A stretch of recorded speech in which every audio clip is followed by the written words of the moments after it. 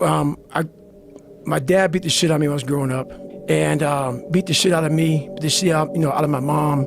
There was an incident one time when my mom got knocked out on top of the stairs, and he drug her down the stairs by her hair. And at 6 years old, I'll never forget this. In my mind, I was always afraid.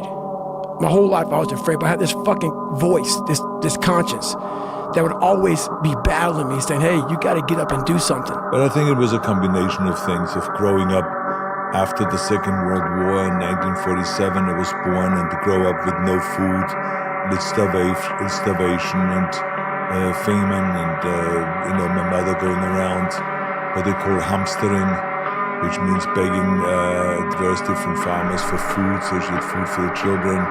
So all of that, I think, had an impact, and a strict upbringing. My father was very strict. We were hit many times and punished for not doing the things the way they thought we should do things. We had to earn breakfast, like you said. So, like, for instance, let's say you have no races. Let's say you have no classes, no nothing. There's no purpose in your life. People need to have purpose to get up. They need purpose to perform. If you don't know where you want to go, or who you want to be, you eventually just float around and you eventually crash. Because what people don't get is one day that thing's gonna come up. And if you're not constantly performing without purpose, it's just gonna fly around until it crashes. And that's what happens to you in life.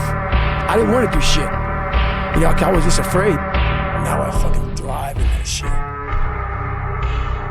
When everything falls apart in your life and your plan is fucked up, what the fuck are you gonna do? There's only one motherfucking option. Stay fucking hard. Legends are made from iron and sweat, mind and muscle, blood and vision, and victory.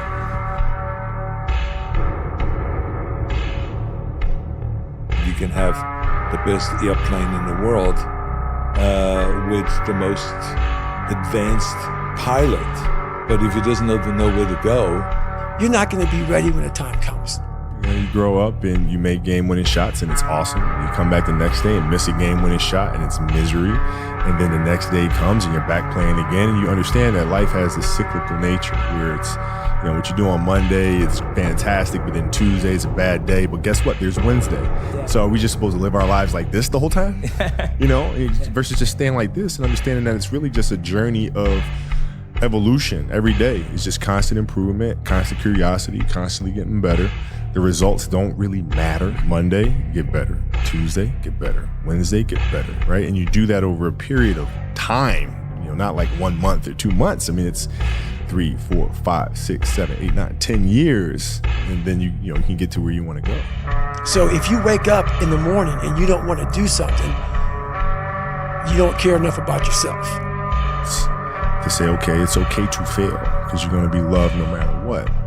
It's so easy to be great nowadays, my friend, because most people are weak. Most people don't want to go to that extra mile. Most people don't want to find that extra because it sucks. And understand that things come and go. Emotions come and go. The important thing is to accept them all, to embrace them all. And then you can choose to do with them what you want versus being controlled by emotion. But we don't take a second to realize the purpose is always there. And I always say that I feel sorry for kids today that they're spending hours and hours on the iPhone or an iPad or computer, and they don't give themselves that chance to just settle back and to just figure out what do they want to do or who do they want to be.